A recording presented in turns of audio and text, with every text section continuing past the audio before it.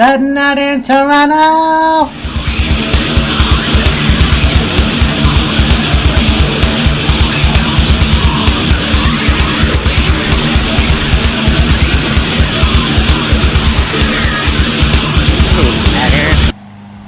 And yeah, another outdoor Raw talk. Yes, we're going to talk about Raw in Toronto, which happened recently. Yes, I didn't do a SmackDown review last week because, well, I'm in Ontario and not Quebec, so. And yeah, very good episode. And I mean, starts off with Seth Rollins and Matt Riddle doing a backstage altercation, which I think, you know what, there's been a lot of talk about these guys going at it in real life and taking shots at each other, so it could be a bit of, you know, kayfabe, a bit of real life, yeah, you know, whatever. So definitely we'll see these two wrestle at Clash of Castle, which I think is going to be an epic show. Also, you have Trish Stratus coming out, and I know she's not that old, but it doesn't seem like she was, you know, as athletic as she used to be. My opinion, she's going to climb those ropes a little bit, and that's only a nitpick. She's talking, of course, Bayley, Io, and Dakota come out and basically try to intimidate her, which brings out Asuka and Alexa Bliss and Bianca Belair. So, you know, that makes way for their match at Clash of the Castle. There's just excitement that happened. Of course, there's the tournament for the Women's Championship. So, Alexa Bliss and Asuka versus Io Sky and Dakota Kai. And yeah, it was a very good match. But, you know, thinking that Asuka and Alexa were going to win because Asuka, unfortunately, pinned the wrong person. So, yeah, Io got the win for her team. So, we're going to see what happens next week with Aaliyah and Raquel Rodriguez versus Tamina and Dana Brooke, I guess, for the finals. And then Clash of the Castle will have to take team titles on the line. So, I think that's going to be pretty fucking sick. So there was an altercation with Aaliyah when she was being interviewed, interrupted by Bayley, Io, and Dakota.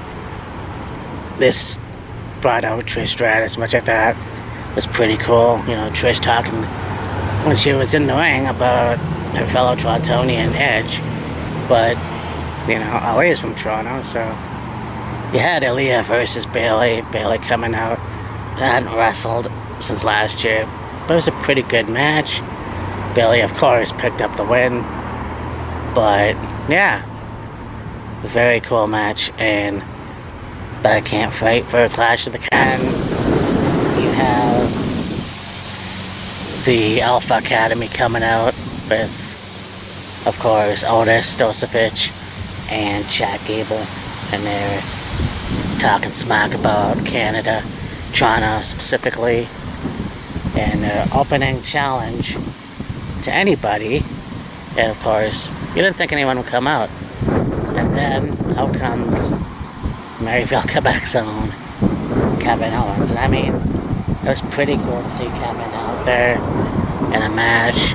I would have expected him more so on SmackDown, but because he is, in fact, Quebecer, you know. But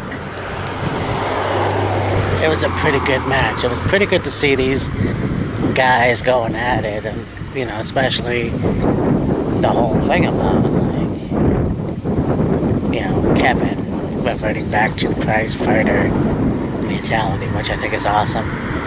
He's got more aggression. Everything is very cool in this match. Was no exception. There's Chad and Kevin, of course. Yeah, Kevin won the match. Kevin Steen is still one of the best wrestlers of today, in my opinion. So, very cool. And then, that match ends. Otis comes in, beats the shit out of Kevin Steen. And I thought, you know what?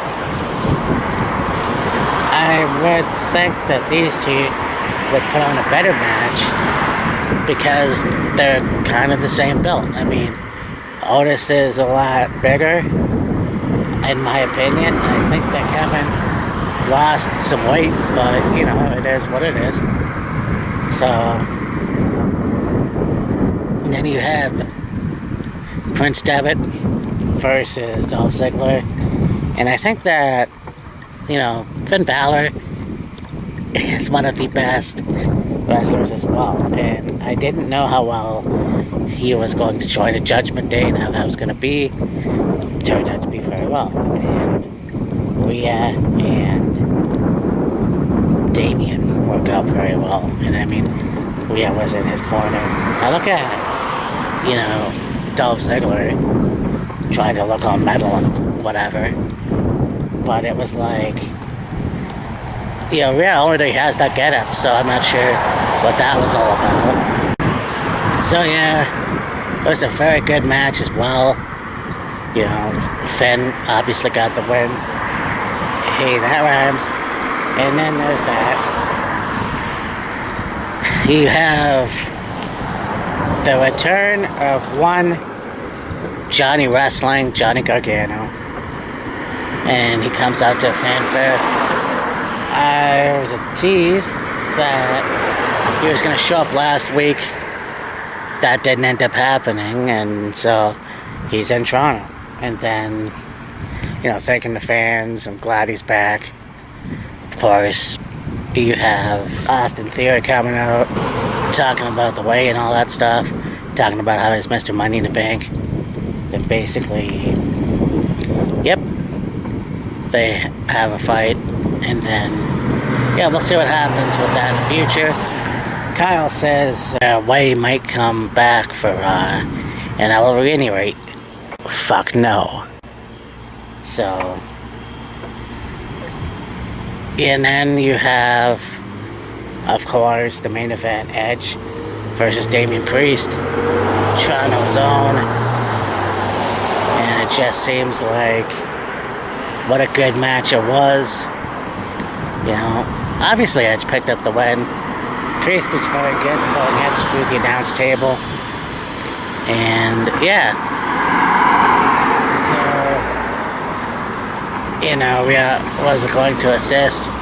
Out comes Beth Phoenix.